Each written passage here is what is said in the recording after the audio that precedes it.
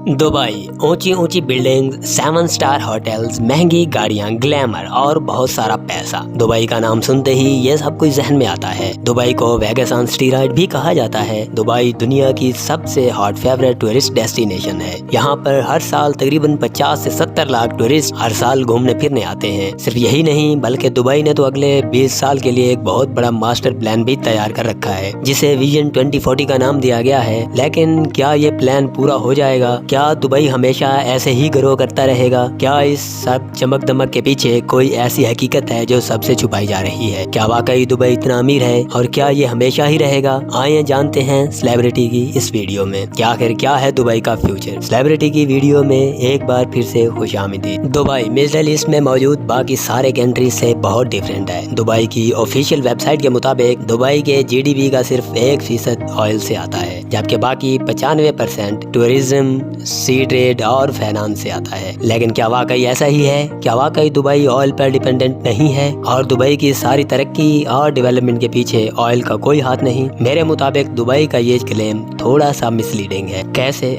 चलते हैं 200 साल पहले 1822 में दुबई 700 से 800 लोगों की आबादी वाला एक छोटा सा फिशिंग विलेज था। ये सारा गांव इस शहर के कंट्रोल में था, जिसे आज अबू धाबी कहा जाता है। 1833 में अल्बुफलासा नामी एक कबीले ने अबू धाबी के खिलाफ बगावत कर दी और दुबई को अबू धाबी से आजाद करवा लिया। इस सारी मूवमेंट को 2 लोग लीड कर रहे थे, उबैद बिन सैद और मखदूम बिन बूती, और इस आजादी के बाद वो ही दुबई के मालिक बन गए। सिर्फ 3 साल बाद उबैद बिन सैद की मौत हो गई और मखदूम बिन बूती दुबई का रूलर बन गया और आज की डेट तक इसी खानदान की दुबई पर हुकूमत है। दुबई ने अबू धाबी से आजादी तो हासिल कर ली थी, मगर इसके हालात कुछ खास अच्छे नहीं थे। इकोनॉमिकली दुबई बहुत ही कमजोर था, सिर्फ फिशिंग के जरिए मुश्किल से गुजारा कर रहा था। खैर 1892 में ब्रिटेन ने दुबई की सिक्योरिटी की जिम्मेदारी ले ली और दुबई ने अपनी इकोनॉमी पे फोकस करना शुरू कर दिया। 1901 में दुबई ने मिडिल ईस्ट का पहला फ्री सी पोर्ट बनाया, जहाँ पर कोई टैक्स या इंपोर्ट ड्यूटी नहीं थी। इस पॉलिसी के बाद दुबई का पोर्ट पर्शियन गोल्फ और एशिया में मशहूर होने लगा। 1906 तक इस पोर्ट से 70,000 टन तक कार्गो जाना शुरू हो गया। लेकिन इतनी ट्रेड के बावजूद दुबई के हालात कोई बहुत ज्यादा बेहतर नहीं हो रहे थे और इसकी वजह थी टैक्स फ्री पॉलिसी, जिसकी वजह से दुबई को कोई खास रेवेन्यू नहीं आ रहा था। फिर 1908 में एक बहुत बड़ा तूफान आया, जिसमें कई 100 कश्तियां तबाह हो गई और बहुत से लोग मारे गए। ये मरने वाले वो सारे मछलियां पकड़ने वाले थे जो दुबई की इकोनॉमी को चलाने में बहुत बड़ा किरदार अदा कर रहे थे। इस तूफान के बाद दुबई के हालात मजीद खराब होना शुरू हो गए। फिर 1929 में एक जबरदस्त इकोनॉमिक क्राइसिस आया, जिसे द ग्रेट डिप्रेशन कहा जाता है। इस क्राइसिस ने दुबई को हिला कर रख दिया। हालात इतने खराब हो गए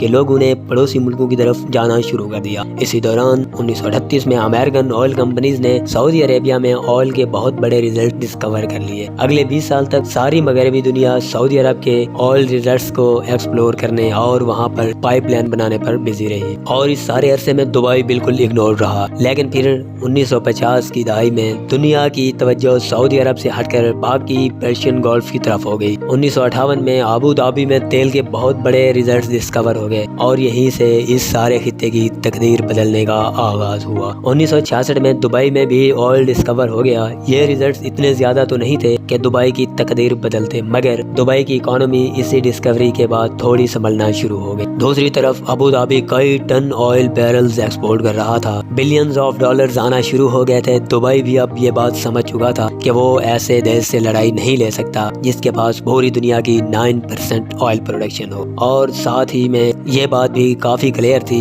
कि दुबई अपने खुद के सहारे किसी सूरत ज्यादा अरसे तक सरवाइव नहीं कर सकता। खुशकिस्मती से दूसरी तरफ अबू धाबी का मालिक Sheikh Zayed bin Sultan Al नायान का भी ये ख्याल था कि अगर इस पूरे रीजन ने तरक्की करनी है तो इसका एक ही तरीका है कि सब एमिरेट्स मिलकर रहें और एक्सटर्नल और इंटरनल खतरा से इकट्ठे एक दूसरे को डिफेंड करें। इसलिए 1971 में यूएई वजूद में आया, जिसमें Abu Dhabi, Dubai, Sharjah, Ajman, Umm al Quwain और फुजैरा शामिल थे और अबू धाबी नए कंट्री का कैपिटल बन गया और Sheikh Zayed bin Sultan Al Nahyan UAE के पहले प्रेसिडेंट बन गए और ये था दुबई का टर्निंग पॉइंट।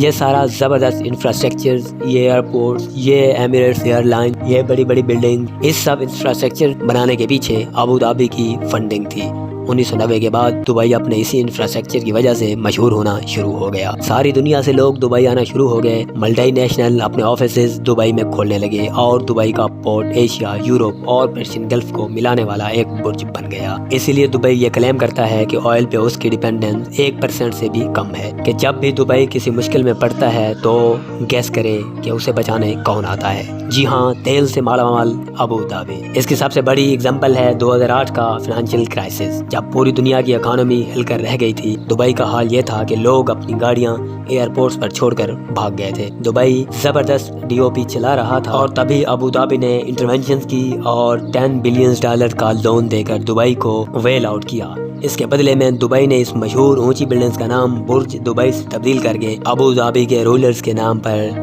बुर्ज खलीफा रख दिया। लेकिन इसके बावजूद दुबई का डेट प्रॉब्लम सॉल्व नहीं हुआ। 2008 के बाद से दुबई का डेट मसलसल बढ़ता रहा। IMF के मुताबिक दुबई का टोटल डेट तकरीबन $80 बिलियन है। इस $80 बिलियन में से $20 बिलियन तो अबू धाबी का लोन है, जो अभी तक दुबई ने वापस नहीं किया। अगर 2008 में अबू धाबी ना होता तो दुबई डिफॉल्ट कर जाता। ये तो हो गया पॉइंट 1 कि दुबई का ये क्लेम कि उसकी इकोनॉमी ऑयल पर नहीं चलती बिल्कुल गलत है, क्योंकि दुबई की आधी से ज्यादा इकोनॉमी अबू धाबी पर डिपेंडेंट है और अबू धाबी का 85% रेवेन्यू तेल से आता है। दूसरा पॉइंट है दुबई की रॉयल एस्टेट मार्केट, जहां से दुबई अपना काफी रेवेन्यू जनरेट करता है। 2014 के बाद से दुबई में प्रॉपर्टी प्राइसेस मुसलसल गिर रही है। 2021 तक ये प्राइसेस इतनी गिर चुकी थी कि अगर आप 2010 में खरीदी गई प्रॉपर्टी 2021 में बेचते तो आपको कम से कम 60% लॉस होता। पूरी दुनिया में रॉयल एस्टेट अप्रिशिएट करती है, मतलब वैल्यू में बढ़ती रहती है, लेकिन